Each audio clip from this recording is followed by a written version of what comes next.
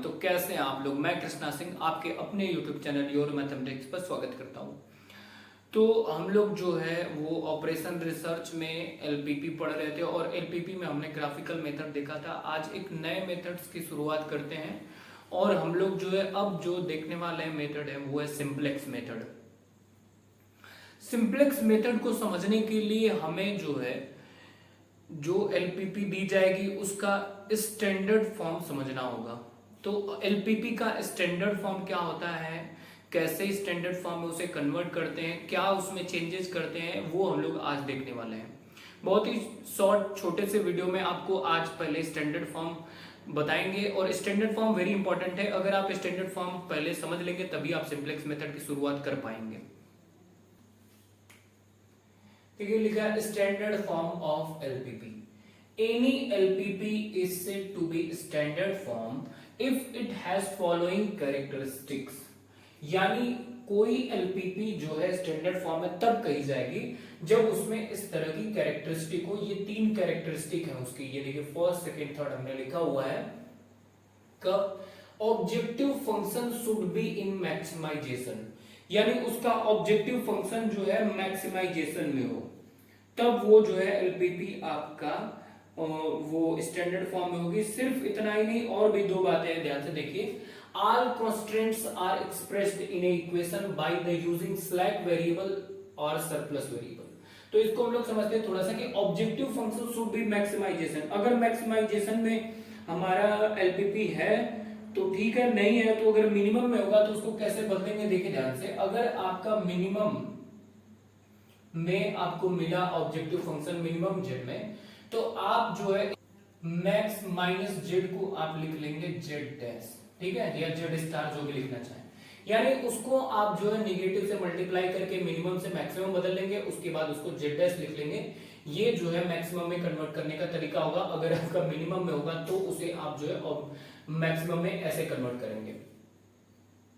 उसके बाद जो है all constants are expressed in equation by the using slack variable और सरप्लस वेरिएबल। ये थोड़ा समझ लेते हैं कि ये जो है क्या है, स्लैक वेरिएबल और सरप्लस वेरिएबल। देखिए स्लैक वेरिएबल और सरप्लस वेरिएबल, ये एक प्रकार का क्वांटिटी है। और जो है स्लैक वेरिएबल का यूज जो है, स्लैक वेरिएबल जो है आपका वो एक पॉजिटिव क्वांटिटी है। स्लैक वेरिएबल आपका एक पॉजिटिव क्वांटिटी है और सरप्लस वेरिएबल एक नेगेटिव क्वांटिटी है। तो स्लैक वेरिएबल देखिए कहां यूज करेंगे, स्लैक वेरिएबल को यहाँ पे हम लोग जो है इस तरह से, पॉजिटिव क्वांटिटी है और सरप्लस वेरिएबल नेगेटिव क्वांटिटी है। अगर आपको कांस्टेंट्स इस तरह से देखिए इनइक्वलिटी में दिया जाता है तो आप जो है जिस साइड में लेस देन है, मतलब देखिए ये ग्रेटर देन 3 जो है इससे ग्रेटर देन लिखा है 2x + 1, 5x2 ग्रेटर देन और इक्वल 3। तो यहाँ पर जो है अगर आप एक स्लैक वेरिएबल ऐड करते हैं, प्लस वाला लेते हैं स्लैक वेरिएबल, तो वो जो है आपका लगने के बाद ये इन इक्वेशन में बदल जाएगा।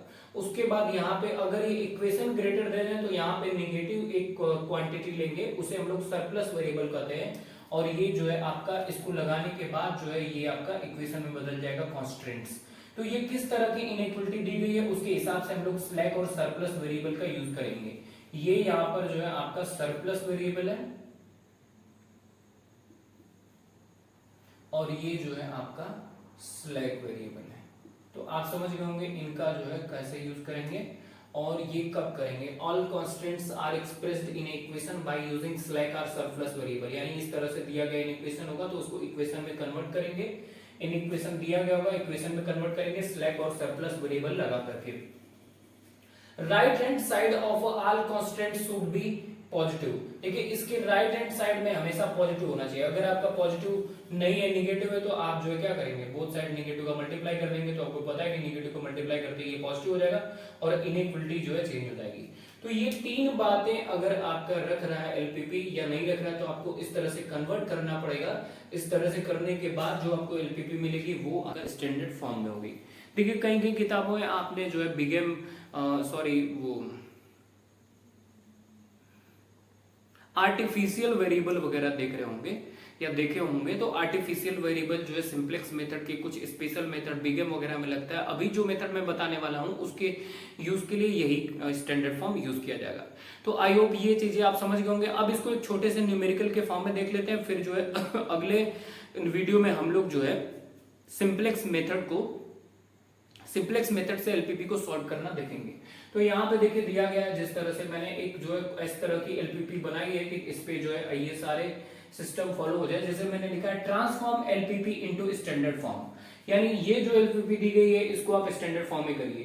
तो देखिए ये maximize z equal to 3x1 plus 5x2 plus x3 subject to condition x1 plus 2x2 minus 3x3 less than or equal 5, 3x1 plus 2x2 minus 4x3 greater than or equal 8, x1 plus 2x3 is greater than or equal minus 6।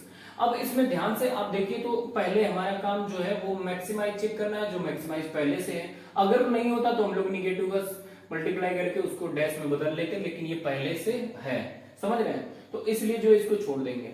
यहाँ पे ये जो दिया गया objective function है आपका maximise है, जो स्टैंडर्ड फॉर्म में होना चाहिए उस कंडीशन के उस कैरेक्टरिस्टिक के हिसाब से।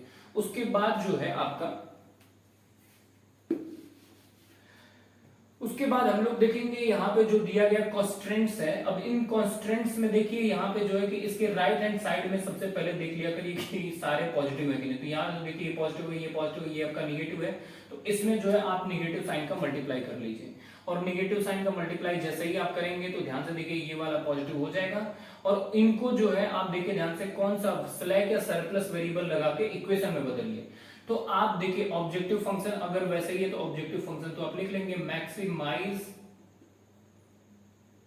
z is equal to 3x1 plus 5x2 plus x3। ये जो है आपका ऑब्जेक्टिव फंक्शन मैक्सिमाइज था, इसलिए हमने लिख लिया।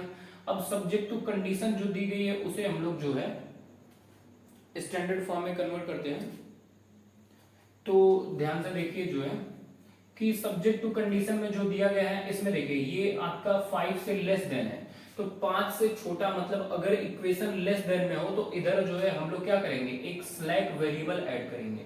तो स्लैक वेरिएबल ऐड करने के बाद जो है ये इक्वेशन में बदल जाएगा x1 plus 2x2 minus 3x3, और यहाँ पर एक स्लैक वेरिएबल हमने पॉजिटिव स्लैक वेरिएबल लिया, तो इसके बाद ये इक्वेशन 5 हो जाएगा इक्वल 5। और यहाँ पे जो है आपको 3x1 plus 2x2 minus 4x3 एक सरप्लस वेरिएबल ऐड करेंगे और ये इक्वल 8 हो जाएगा। उसके बाद यहाँ देखिए मैंने बोला था ये सारे पॉजिटिव होने चाहिए, तो यहाँ कैरेक्टरिस्टिक में तो ये आपका निगेटिव है, तो इसको पहले माइनस का मल्टीप्लाई करेंगे। तो पहले माइनस का मल्टीप्लाई करने के बाद ये बनेगा माइनस x1 माइनस 2x3।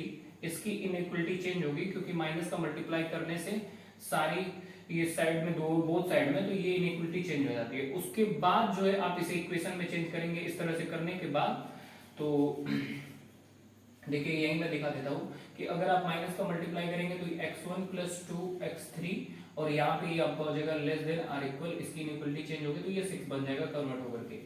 फिर इसको जो है हम लोग जब इक्वेशन में चेंज करेंगे तो इसके बाद इसमें जो है आपका यहाँ देखिए माइनस लग जाएगा, सॉरी माइनस का मल्टीप्लाई बोथ साइड हुआ ना, तो यहाँ माइनस x1 माइनस 2x3 और ये आपका प्लस 6 होगा। अब इसमें जो है आपका क्या होगा, अब इसके बाद जो है इसमें आपका स्लैक वेरिएबल ऐड होगा क्योंकि ये लेस देन आर इक्वल है। लेस देन आर इक्वल में आपका जो है स्लैक वेरिएबल लगता है, तो स्लैक वेरिएबल इसमें लगाएंगे आप जो है s3 और ये ये इक्वल 6 हो जाएगा, ये इक्वेशन में बदल जाएगा।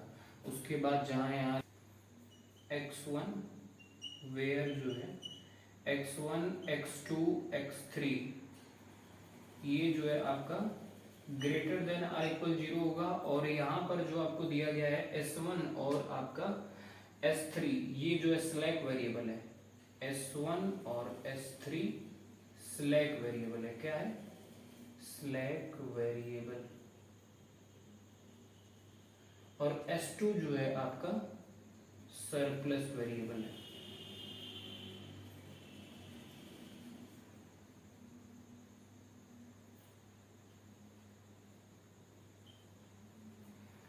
तो आई होप आप चीजें समझ गए होंगे। ये जो है आपका s1 और s3 जो है स्लैक वेरिएबल है और ये s2 जो है आपका सरप्लस वेरिएबल है।